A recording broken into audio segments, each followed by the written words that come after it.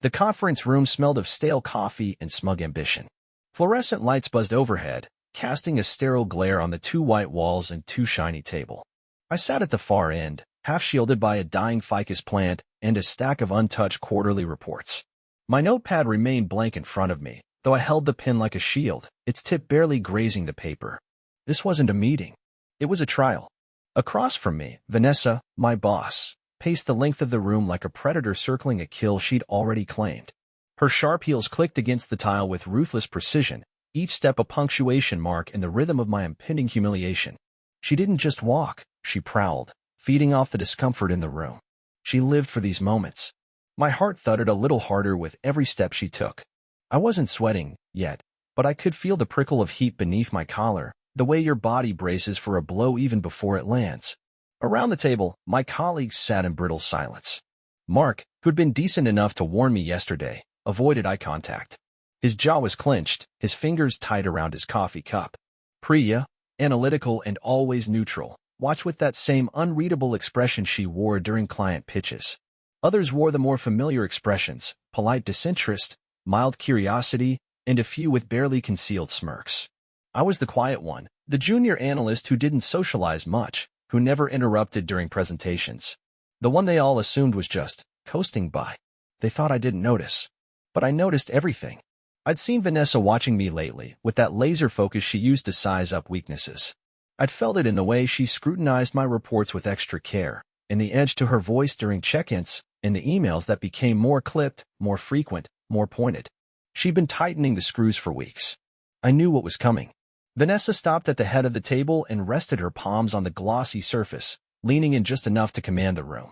Her red blazer was immaculate, her hair pinned into a flawless bun that probably hadn't moved since sunrise. She didn't bother with introductions or context. Just dropped the guillotine. "You've been slipping, Claire," she said. Her voice dripped with faux concern, the kind that cloaked daggers in velvet. She tossed a stack of reports onto the table, the sound louder than it needed to be, like a judge slamming down a gavel. Pages fanned out in a messy spread. My work, I assumed, though she'd likely altered it already. These numbers are a mess. Projections off by 15%. Clients are asking questions, and I'm the one who has to answer for it. She straightened up, her tone turning ice cold. "Honestly, I don't know why we keep you around." Her words hit the air like a slap. Deliberate. Meant to sting. I felt the heat rise in my cheeks. My pulse kicked up a notch. There it was, the moment she'd orchestrated so carefully, when she could paint me as the weak link in front of everyone. She didn't just want to reprimand me. She wanted a spectacle. A lesson. A warning to the rest of them. I took a breath. Not deep. Not obvious. Just enough. Because here's the thing, she wasn't entirely wrong. The numbers were off. That much was true. But that wasn't the whole story. Not even close. What Vanessa didn't know was that I'd been preparing for this confrontation longer than she had. Not because I craved revenge or a dramatic reveal, but because I knew her. I'd seen how she operated, smart, ruthless, careful. A master manipulator with just enough plausible deniability to survive anything short of a smoking gun. But I'd found her match. Quietly. Patiently. And when the time was right, I'd speak. Vanessa leaned in again, her manicured fingers drumming softly on the table, each tap an unspoken challenge. "Well," she said, "what do you have to say for yourself?" The question echoed in the room, hanging heavy like fog. Everyone turned to look at me. Mark shifted in his seat. Priya glanced up from the report. No one said a word. This was the part where I was supposed to apologize, fumble for excuses, maybe cry if I was really desperate. It was the script Vanessa had written for me, but I hadn't come to play that role. Instead, I sat back a little, letting the silence stretch. I could feel the weight of their eyes, the anticipation, the mild surprise that I hadn't already folded. I wasn't ready to speak just yet. Because Vanessa had made one critical mistake, she assumed silence meant submission. That staying quiet meant staying weak. But silence can be armor, too. It can be strategy. The pause before the plunge. The breath before the blow. And in that moment, sitting at the far end of the table, half buried behind corporate foliage and a stack of altered numbers, I wasn't afraid. I was ready. Vanessa didn't sit down. Instead, she loomed over the table, dominating the space with the grace of someone used to controlling every variable in the room. She scanned the faces around her like a performer gauging her audience, savoring the moment before the first act began. Her blazer, strikingly red against the washed-out tones of the room, was a statement all on its own, authority wrapped in style, danger wrapped in polish. Without fanfare, she dropped a stack of papers onto the polished table surface, fanning them out like evidence in a courtroom drama. I recognized the formatting instantly: financial projections, likely one of my recent reports. The pages splayed outward like feathers, chaotic and deliberate. I didn't need to read them to know what she was about to do. The atmosphere thickened with expectation. Most of the team kept their gazes trained on the reports or the floor, reluctant to meet anyone's eyes. Only Vanessa moved with certainty. She had choreographed this moment with care, laying each piece like a trap and now waiting for the snap. Her posture was casual, but calculated. She leaned on one hand, eyes locked on me, the faintest curve of condescension playing at the corner of her lips. She was a sculptor of perception, and in this moment, she was shaping mine into something weak, incompetent, and disposable. That was the role she'd chosen for me. I sat still, spine straight, my hands folded neatly on the table. Outwardly, I was the picture of subdued guilt, quiet, contained, cornered. Inwardly, my mind ticked through the facts I'd collected like a second set of numbers. File modification times. IP logs. The differences between my submitted documents and the ones that eventually reached the clients. I had organized them all, color-coded, time-stamped, backed up on drives with redundancy that would make a systems engineer proud. The funny thing was, none of this had started as a plan. I hadn't sat down one night and declared I'd catch Vanessa in the act. No. It had started with doubt, tiny, gnawing inconsistencies. Numbers that didn't match. Feedback that didn't align with what I'd submitted. And that flicker of intuition when you realize someone's rewriting the story behind your back. That was when I began watching. Vanessa had made herself untouchable by building a reputation as the one who fixed things. She turned chaos into order, salvaged bad data, soothed unhappy clients. What most of the team didn't realize was that she often created the chaos to begin with. It was a quiet loop of destruction and salvation. Sabotage disguised as leadership. She didn't need anyone to fail completely, just to appear unreliable enough that her intervention looked heroic. I'd spent the last few months tracing the shape of her game. And now she stood there, presenting her case against me to the silent witnesses around the table. Her voice, when it came, was carefully pitched, authoritative, but not quite cruel. She played it like she cared, like this was a hard conversation she'd rather avoid. But the gleam in her eyes betrayed her. She was enjoying this far too much. I could almost hear the unspoken lines, the ones I imagined she rehearsed in the mirror. These numbers are unacceptable. We have standards here. I've covered for her more than once. Phrases designed not just to question my competence, but to poison the well of belief others might have in me. My stomach tightened, not from fear, but from the sheer surrealism of watching someone dismantle a version of you that doesn't exist. She was painting me as careless, incapable, a liability to the team. And I let her. For now. I glanced down at the reports she'd dropped in front of me. They were marked with red annotations, some circled in angry pen strokes, others underlined with accusatory flair. I knew those numbers. Knew them better than anyone else in the room. And I knew which ones had been changed, by whom, and when. Still, I said nothing. Vanessa moved again, this time circling closer. She was addressing the room now, speaking as if I wasn't even there. Explaining how mistakes had been made. How client trust was fragile.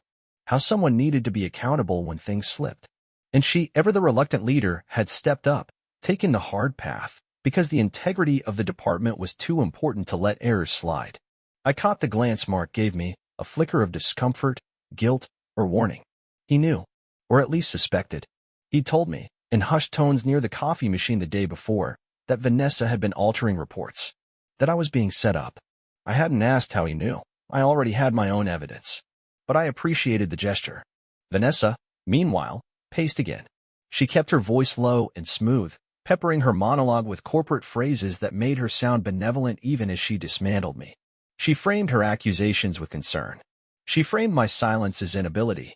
She framed her actions as necessity. And all the while, I let her. This was the part of the performance where the audience was supposed to nod, to murmur in agreement, to feel a sense of order being restored. Vanessa thrived on that kind of affirmation. She didn't just want power, she needed the room to agree she deserved it. But I wasn't giving her the finale she expected. Instead of defending myself, I turned my gaze inward. I thought of the first report I found altered, the moment I realized the version on the shared drive had data points I hadn't entered. I remembered the late-night rabbit hole that led me to the audit logs, buried in the back end of our cloud platform, dusty with disuse and protected by nothing more than a permissions oversight. I thought of the way my hands had trembled the first time I confirmed her login credentials against the timestamps. And I remembered the calm that followed. The clarity. The truth didn't shake me. It steadied me. Because I knew, in that moment, that I wasn't imagining things. That my instincts were sound. And that if I waited just long enough, Vanessa would set the stage for her own undoing. Now, here she was, practically performing in the spotlight she had aimed at me. But I turned the camera around weeks ago. I already had the footage. And so I let the room absorb her version. Let them see the performance. Let her think she had won. She had no idea I'd already written the ending. What Vanessa didn't know was that while she was crafting her performance, I had already staged mine. It wasn't the same kind of spectacle. There were no dramatic speeches, no visible gestures, but the power of it lay in how little I needed to say. I had built my defense in silence, brick by digital brick, until it became something undeniable. She thought she was speaking into a vacuum, that her narrative would be the only one the room remembered. But beneath her curated poise and polished tone, the cracks had started to form. Tiny shifts in expression, a missed beat in her pacing, a glance too sharp, too fast, at Priya's raised brow or Mark's furrowed forehead. The data didn't lie. It never did. And now, it was waiting, organized, color-coded, time-stamped, quietly burning on the screen of the laptop in my bag. I reached for it without fanfare. There was no grand declaration, no sweeping motion. Just a quiet, deliberate reach into my worn leather bag. I pulled out the machine like I might any other day, its weight oddly grounding in my lap. The edges were smooth from use. The corners chipped slightly where it had slid off my desk one too many times. But inside was a carefully built case, one I had been constructing over long nights and restless weekends. The motion alone shifted something in the room. A rustle, a silence sharpening, the faint turning of heads. The meeting had followed a script until now. Vanessa speaking, the team listening, me, sitting, absorbing, shrinking. But the narrative had begun to crack, and the sound of my fingers typing, steady, sure, was the first real break in the routine. She noticed. Her voice faltered, not by much, but just enough to tell me she was paying attention. I could feel her glance slide toward me like a blade, calculating whether I was panicking or posturing. But I wasn't doing either. I was preparing. The screen blinked to life. Rows of metadata, highlighted edits, timestamps, IP addresses, user IDs, all of it structured with forensic clarity, laid out in a sequence that told a story far more accurate than the one Vanessa had just spun. I didn't speak. I let the visuals speak for me. Each cell in the spreadsheet, each color-coded note, each side-by-side comparison of original and altered reports, they did the talking. The silence that followed wasn't the kind bred from intimidation. It was something quieter, sharper, the kind of silence that descends when people realize they've been watching the wrong play all along, that the story they were invested in had a second, hidden script underneath it, one that made the first feel hollow. Vanessa's posture shifted. She didn't move much, just a slight straightening of her back, a narrowing of her eyes. She was reading the room, reading me, weighing her next move. But there was a tightness around her mouth now, the kind that comes from being unprepared for something she'd assumed was impossible. She had misjudged me. Her greatest mistake had never been altering my reports. It was underestimating my ability to see through her. I switched tabs. A screen recording played, smooth, silent footage of me navigating our internal servers. I'd kept the cursor slow and deliberate, hovering over file names, expanding properties, highlighting the relevant logs. It wasn't flashy, but it was clear. The evidence wasn't buried. It had just never been looked for.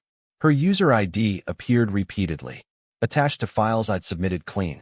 Each edit came hours after my timestamps. She'd been sloppy with time zones, lazy with document trails. And she'd counted on no one bothering to look that closely. But I had. Mark leaned forward, elbows on the table now, his interest fully engaged. Priya shifted her chair slightly to get a better view of the screen. Her gaze wasn't skeptical anymore. It was analytical. She was absorbing, processing. Others followed suit, the weight of attention moving toward me like a tide. Not rushed, not dramatic, just inevitable. The audit logs told their own story, one of patterns, repetition, and motive. I had even compiled cross-references with client feedback timelines. Where Vanessa had blamed team members for mistakes, the root edits always traced back to her credentials. It was a map of manipulation drawn in data.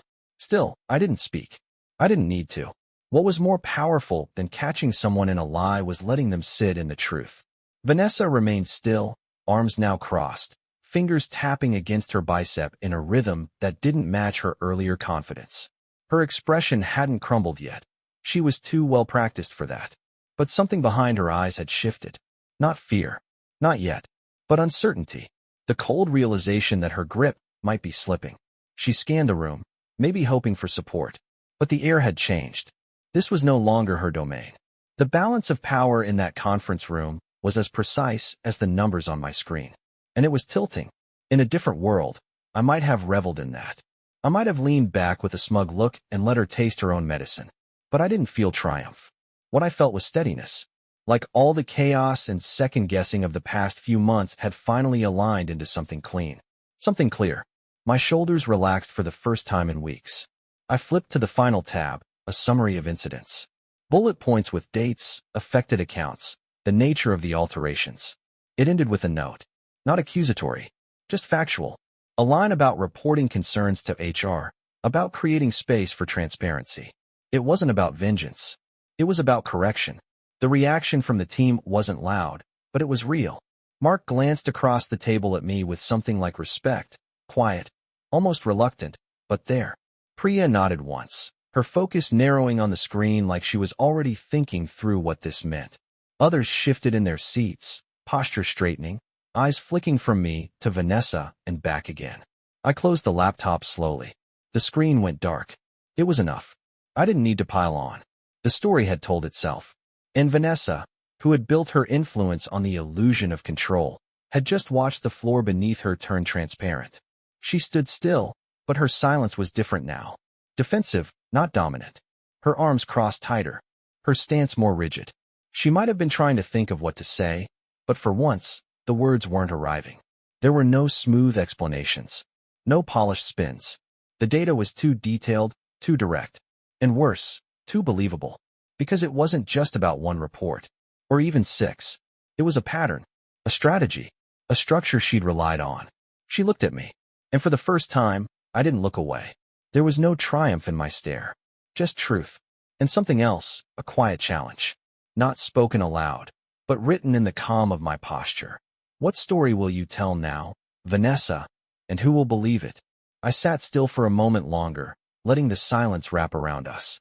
Then I leaned back, folded my hands loosely, and waited. The performance was over. The script had ended. The room had changed. The team had seen.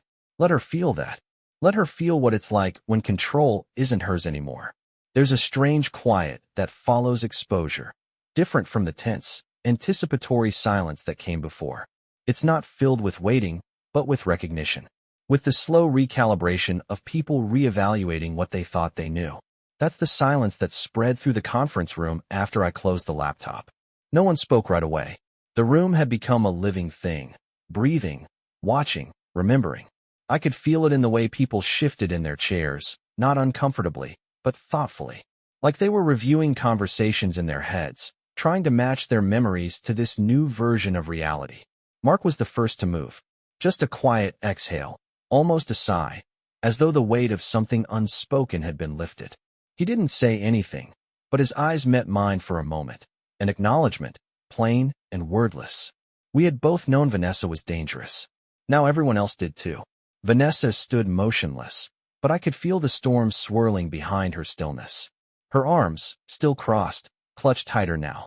Not the power pose she'd been holding earlier. This was containment. Her face was unreadable, but it had the too smooth mask of someone scrambling to keep the pieces from falling apart. It was in the sharpness of her breath, in the stiffness of her posture. She hadn't spoken since the data appeared. The control she'd wielded so effortlessly just 15 minutes earlier had turned to sand in her hands. I didn't need to gloat. The moment didn't require embellishment. What had been proven couldn't be unproven. There was no quick pivot to spin this. Too many eyes had seen. Too many minds had started asking their own questions. Across the table, Priya reached for the stack of reports Vanessa had thrown down at the start of the meeting. She sifted through them with methodical calm, scanning the red-inked margins, the so-called errors that had served as the centerpiece of my public reprimand. Now they looked different, like something worth investigating rather than correcting. Her brow furrowed. She was comparing them against her memory. Priya was always quiet, but she had a gift for pattern recognition, and I could see it on her face, the slow dawn of realization. These weren't isolated discrepancies. They were deliberate, curated missteps designed to fail. Someone else muttered softly near the far end of the table. A sound of disbelief, maybe, or irritation. The kind of noise that happens when the truth settles in and starts to sting. And still, Vanessa said nothing. I watched her take in the room, the shift in posture, the way people leaned away from her ever so slightly. They weren't rallying. They weren't defending. They were observing now. Detached. Measuring her against the evidence, against the polished persona they had accepted without question until today. It's hard to maintain authority when no one believes your version of events anymore. Vanessa's gaze landed on me then, and for the first time, there was something behind it that resembled doubt. Not fear, not regret, she was too practiced for that, but the discomfort of someone who has never truly been held accountable facing the realization that the walls may not hold this time. I held her stare, steady and unflinching. I didn't need to win her over. This wasn't a negotiation. I'd already chosen the truth over peace. I'd already stepped outside the boundary of silent self-preservation. There was no going back. But there was power in being calm, in showing her that no amount of intimidation or theatrics could shake me anymore. Let her see that. Let her know she no longer scared me. Eventually, the room stirred again, soft murmurs, rustling papers, sideways glances. It wasn't loud, but it was active. The spell she'd cast over them was cracking. Mark leaned forward and slid one of the reports toward himself. He wasn't looking at Vanessa. He was looking at the data. He was connecting the dots, tracing the damage done, not just to me, but to all of us. And I could see it click. The Henderson account, the missed bonuses, the performance reviews that had left so many of us confused and demoralized. The realization was contagious. That was the real fallout, not the confrontation itself, but the way it rewrote memory. The way it made people revisit every meeting, every project, every so-called failure they had silently shouldered. And once they started re-examining those moments, the illusion couldn't hold. Vanessa tried to speak then. Her lips parted, breath pulled in, her fingers twitching at her sleeve. But no words came. Nothing that would have sounded believable, not anymore. She didn't shout. She didn't protest.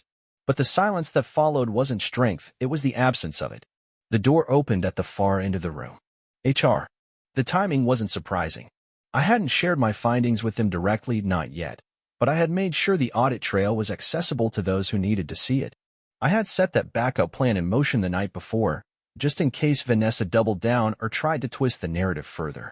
The representative's eyes scanned the room, pausing briefly on me, then Vanessa. There was no preamble. No small talk. Just a polite, firm request for Vanessa to step outside for a private discussion. She hesitated. For a breath, I wondered if she would refuse. If she'd demand to stay, insist this was all some kind of misunderstanding she could clean up with one of her trademark resets. But the look on her face told me she already knew. She knew that the house of mirrors she'd built had finally shattered. She walked out without looking back. The door clicked closed behind her. No one cheered. No one clapped. But the air felt lighter, as if the pressure that had been suffocating us for so long had finally been lifted. The meeting dissolved slowly after that, with people rising from their seats, exchanging quiet glances, speaking in hushed tones that carried less fear now and more clarity. Mark walked past my chair, resting a hand briefly on my shoulder. Not as a savior, not as someone offering protection, but as an equal. A gesture of respect. He didn't say anything. He didn't need to. I gathered my things calmly, slipping my laptop back into my bag, organizing the papers I hadn't even touched. I didn't rush. I didn't linger. The adrenaline that had kept me sharp was fading now, replaced by something heavier and more profound, a mixture of relief and resolve.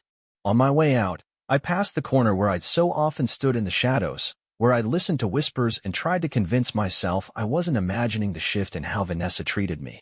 That corner felt smaller now, less threatening. I had faced what I was most afraid of and dismantled it. By the time I stepped into the elevator, the murmur of the team still echoed faintly behind me. They were still processing, still shifting. I didn't know what the fallout would be, what new roles might open up, what questions would be asked, how deep the route went. But I knew one thing for certain: the story of me, the quiet one, had changed. And stories, once changed, are hard to undo. The next morning, the conference room sat untouched, its silence more honest than it had ever been. No voices lingered in the corners, no accusations echoed off the walls. The polished table, once a stage for humiliation, reflected only the pale morning light and the faint outlines of chairs pushed neatly into place. It was hard to believe that just yesterday, the air had been thick with performance and power plays. Now, it was just a room. Claire didn't glance inside as she walked past. She didn't need to. The ghost of what had happened there was no longer something she feared. It was something she had survived. Vanessa's office door was still closed. The nameplate was untouched, her title still engraved with authority she no longer held. The space behind that door had once felt impenetrable, like a fortress of whispered decisions and unspoken consequences. Now, it was merely a door. And behind it, the unraveling had begun. There had been no official statements yet. No memos circulated. But the shift was already happening. People spoke differently in the halls, not louder, just with less caution. There was less weight in the air. Less bracing. It was subtle, but it was there, like the first breath after a storm. Claire could feel it in the glances exchanged over cubicle walls, in the way chairs creaked as people leaned in to speak without lowering their voices. At her desk, the world resumed its usual rhythm. Spreadsheets loaded with their familiar grids. Emails stacked themselves like dominoes waiting to be toppled. But something fundamental had changed. The numbers were hers again, clean, unaltered, precise. There were no unexpected edits. No revised drafts quietly uploaded to shared folders. For the first time in what felt like months, the data looked exactly as she had left it. There was a quiet satisfaction in that. Not triumph. Not vindication. Just order. A kind of internal alignment that had been missing for far too long. She moved through her tasks methodically, not because she was trying to prove anything, but because she didn't have to anymore. The pressure to defend every decimal, to second-guess every submission, had lifted. The silence around her now wasn't oppressive, it was hers. Chosen. Owned. Outside her window, the city unfolded in soft motion. Taxis changed lanes with the same casual urgency. Coffee carts steamed beside the curb. Pedestrians passed each other without glancing up. Life moved forward, indifferent to yesterday's drama. And that was fine. It was better, even. Claire didn't need the world to notice. She only needed to know she had changed something. Not just for herself. Her inbox reflected that shift. There were fewer questions and more confirmations. Fewer assumptions and more considerations. People were thinking now, revisiting old interactions, old decisions, recalibrating what had been written off as misunderstandings or isolated mistakes. She had been the first crack in the facade. Not the loudest. Not the most obvious. But the most undeniable. That was the strange thing about truth. It didn't need to shout. It simply needed to be seen. And once seen, it couldn't be unseen. The weight of that realization sank in slowly, like sunlight through tinted glass. Claire wasn't just someone who had spoken up. She was someone who had waited, watched, built. She had chosen the long path, the one paved with restraint and precision. And now, that patience had drawn its own map for others to follow. Around the office, people moved differently. Not all of them looked her in the eye yet. Some were still unsure where they stood in the aftermath. But there was curiosity now. Consideration. A subtle shifting of gravity. The story of Claire, the quiet one, the overlooked one, was being rewritten in real time. And it wasn't because she had fought. It was because she had revealed. Reputation was a fragile thing. Vanessa's had been sculpted carefully over years, polished to perfection. But it had cracked in minutes, not because someone shouted it down, but because someone had turned on the light. The real damage hadn't come from confrontation, it had come from exposure. Claire opened a folder on her laptop, one she hadn't touched since last night. Inside were backups of the reports, screenshots, logs, timelines, all the pieces that had finally been seen. She didn't need them anymore, not for defense. But she didn't delete them either. Some truths were worth preserving, even if only as reminders. Her hand hovered briefly over the trackpad before closing the folder. There was no urgency now. No lingering fear that she might need to reopen it on a moment's notice. That chapter had ended, cleanly and decisively. The future, though uncertain, no longer felt like something she had to brace against. There would be meetings, of course. Reviews. Debriefs. HR would ask for statements, and policies would likely be revisited. But that wasn't her fight anymore. The burden of proof had shifted. The lens was no longer fixed solely on her. Claire gathered a few notes, arranged her files, and leaned back in her chair. Her posture had changed, though she hadn't noticed it until now. Less guarded, less small. She wasn't shrinking to fit anyone's expectations anymore. She looked around the office. The familiar walls, the dull hum of machines, the gray partitions, all unchanged. But in the atmosphere, something had softened. There was more space now. Not physical, but perceptual. The space that comes when fear stops compressing everything down to survival. She reached for a notepad. The same one that had remained blank during yesterday's meeting. It still carried the slight dent from the pen she'd held like armor. She flipped to a clean page and let the pen touch down again, not with tension this time, but with intent. She didn't write much. Just a few lines. Nothing for anyone else to see. Not evidence. Not strategy. Just something for herself. A reminder. That staying silent didn't mean being passive. That watching didn't mean accepting. That quiet wasn't the same as weak. And that sometimes, the most powerful thing a person can do is wait. She placed the notepad beside her keyboard and returned to her work, not because it was expected, but because she wanted to. The numbers were hers again. The story, hers to shape. In the days that followed, there would be shifts. Subtle at first. Fewer offhand dismissals. More pauses before assumptions. Small acknowledgments passed in glances or nods rather than words. Some people would move on without a second thought. Others would carry the lesson longer.